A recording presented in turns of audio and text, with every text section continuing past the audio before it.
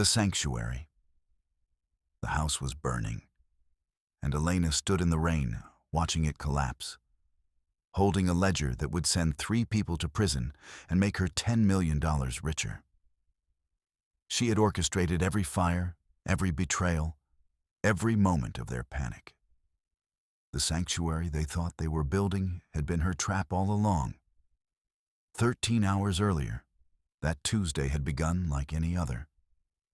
Her hand, wearing a thin gold wedding band, pulled a damp, navy blue Ralph Lauren button-down shirt from the stainless steel drum of the washing machine.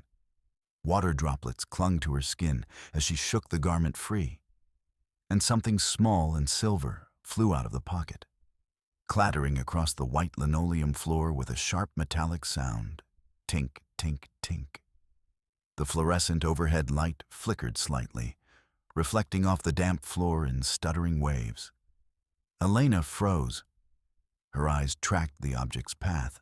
She knelt on the cold tiles, her knees pressing into the hard surface, and reached out with her thumb and forefinger to pick up a silver Tiffany & Cobra earring. Heart-shaped, delicate. It was not hers. The rain drummed against the small, high laundry room window behind her, steady and patient. She brought the earring closer to her face and examined the post. It was bent. She lifted the shirt to her nose and inhaled. Not their detergent. Black opium perfume mixed with stale cigarette smoke. The scent of someone else's body. The Ralph Lauren logo on the chest caught the light. The horsemen permanent and mocking. Elena stood up abruptly, the earring clenched inside her fist so hard, the post pricked her skin, drawing a small bead of blood. She stepped toward the trash can, then stopped, her hand hovering over the lid. She turned instead and walked toward the kitchen, the squeaking of her rubber-soled slippers on the linoleum echoing behind her like judgment. The house was quiet around her. Mark wouldn't be home until 7. That gave her time, though for what exactly, she didn't yet know. By the time Mark arrived at 7:30 p.m., Elena had found the hidden drawer. He was sitting at the glass desk in his home office, typing rapidly on his MacBook Pro when she appeared in the doorway. The navy shirt was draped over her arm. The silver earring was held out between 2 fingers. "Who does this belong to, Mark?" Her voice was dangerously quiet, vibrating with something he should have recognized as the end of a chapter he didn't even know was closing. Mark looked up, his eyes darting from her face to the earring. He closed the laptop screen halfway with a sharp snap and stood up, pushing the ergonomic chair back so hard it hit the bookshelf behind him. The heavy roll of the wheels across the hardwood floor, the thud against the wood. These sounds seemed to wake something in him, some distant panic. "I don't know what you're talking about. It's probably a gift for you." Elena threw the damp shirt at him. It hit his face, the wet fabric slapping against his skin, and she lunged forward, trying to grab his phone from the desk. Mark gripped her wrists, twisting her away from the surface. They struggled, their bodies colliding with the glass desk, causing it to slide inches across the floor. He shoved her back. Her shoulder hit the door frame hard enough to make her gasp. She regained her balance and swung, her hand closing around a heavy glass paperweight from the side table. She hurled it at the desk. It missed Mark's head by inches and shattered against the wall, showering the floor in crystal shards that glinted like scattered teeth. Mark retreated, grabbing his car keys from the desk and running past her out into the hallway. The front door slammed with a sound that shook the office windows. The distant roar of an engine starting echoed up through the floor. Elena stood in the center of the office, chest heaving. She looked at the semi-closed laptop and tried to open it, but it was locked. Her eyes caught on a small, uneven gap in the bottom of the glass desk's built-in wooden drawer. She hooked her fingernails into it and pulled. A false bottom popped up with a soft snick. Underneath lay a sleek, matte black burner phone and a small brown leather ledger. She opened the ledger. It wasn't love notes. It was a list of dates, addresses of properties they owned, and dollar amounts, thousands of dollars, marked with initials, SH payment. The last entry was from yesterday, 14 Oct, $5,000, SH cash. The handwriting was Mark's neat architectural print. Elena turned the page. Tucked inside was a Polaroid photo. It showed Mark with his arm around a woman she recognized immediately, her own sister, Sarah. They were standing in front of a house Elena didn't recognize. Sarah was wearing the matching earring Elena had found in the laundry.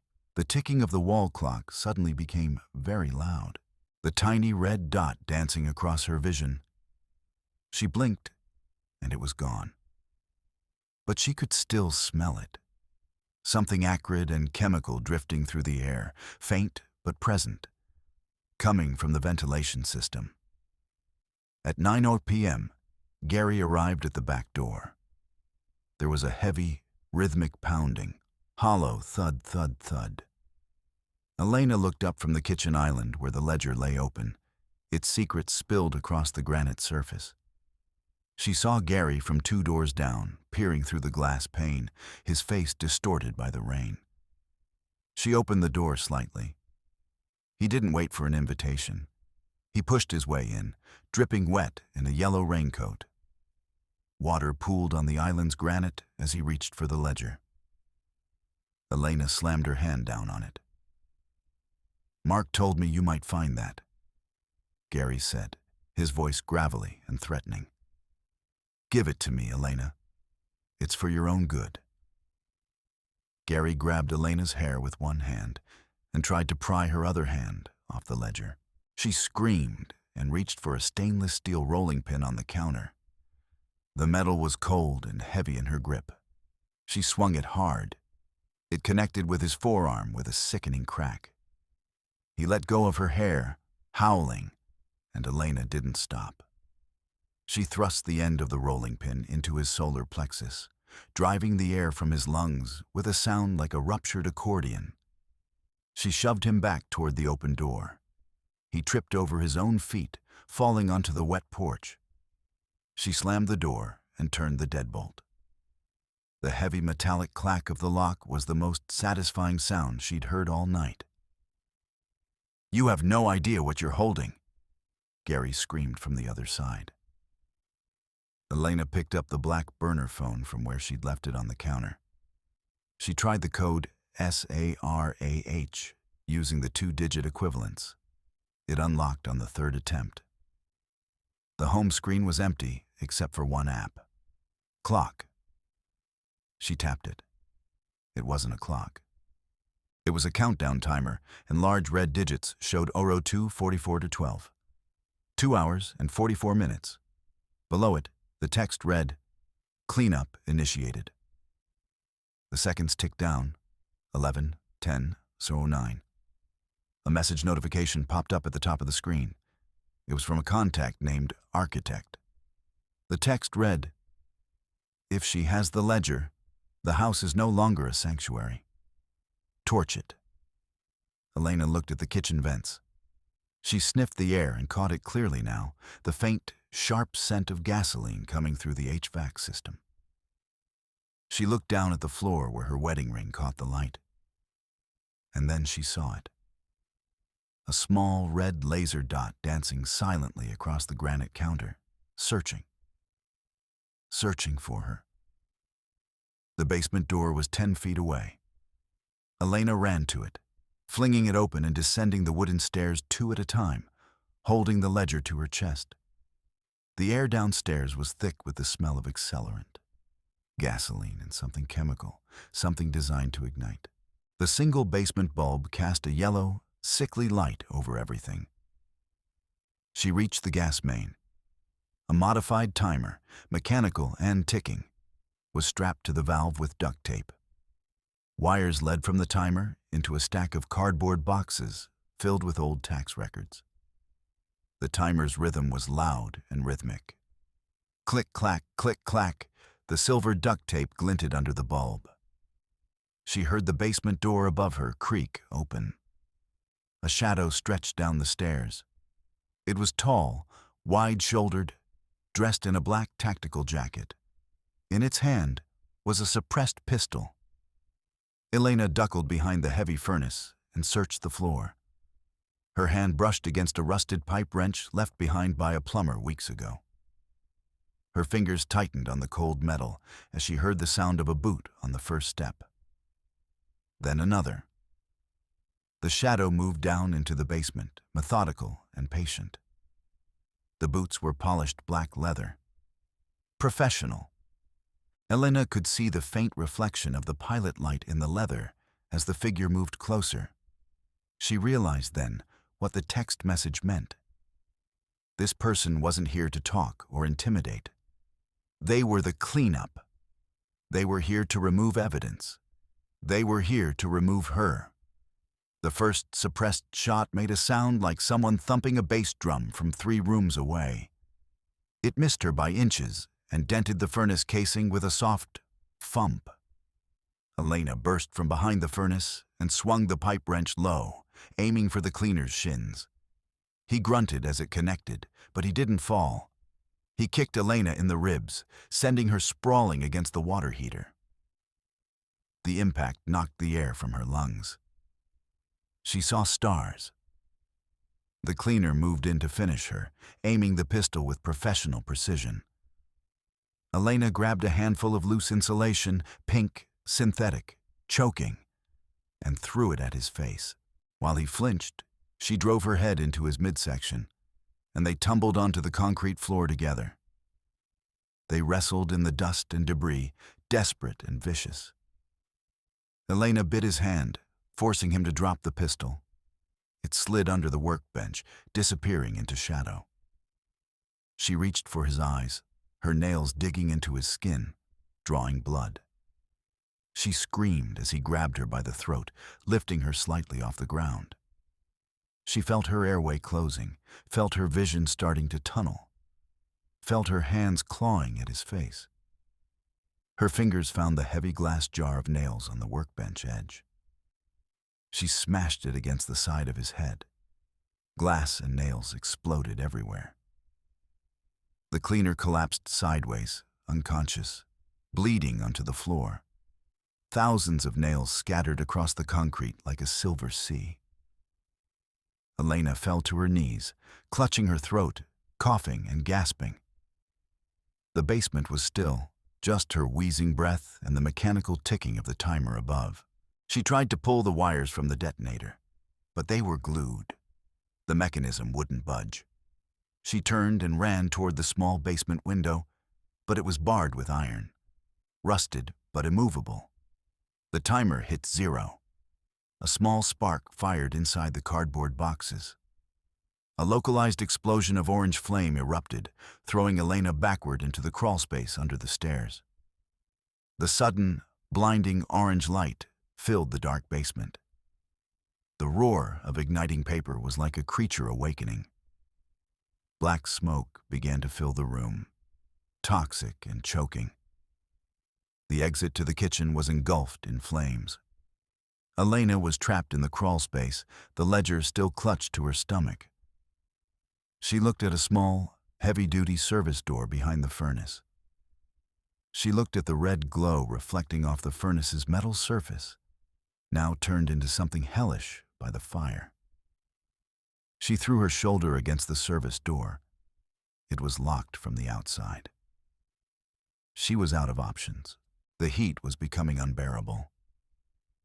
She collapsed into a crouch as her airway filled with smoke, coughing, her lowest point reached. The roar of the fire sounded like a freight train barreling through hell. She dropped the burner phone into the soot. Then her eyes snapped open. Some animal instinct, some primitive survival mechanism, forced them open. She saw the pipe wrench lying just out of reach. She crawled through the heat, her skin blistering, her sleeve smoking as it burned, and grabbed the iron tool. The metal was hot against her palm, but she held on. She hammered the wrench against the hinges of the service door. One hinge snapped with a metallic ping. She hammered the second one. Clang, clang. The door leaned outward. Sparks flew as iron hit iron. Above her, floorboards crashed down as the fire consumed them. The house was dying around her, floor by floor, and she was determined to die someplace else. She kicked the door with both feet. It fell into a muddy concrete pit outside. Elena crawled out into the cool, wet rain, gasping for air as the house behind her turned into a funeral pyre.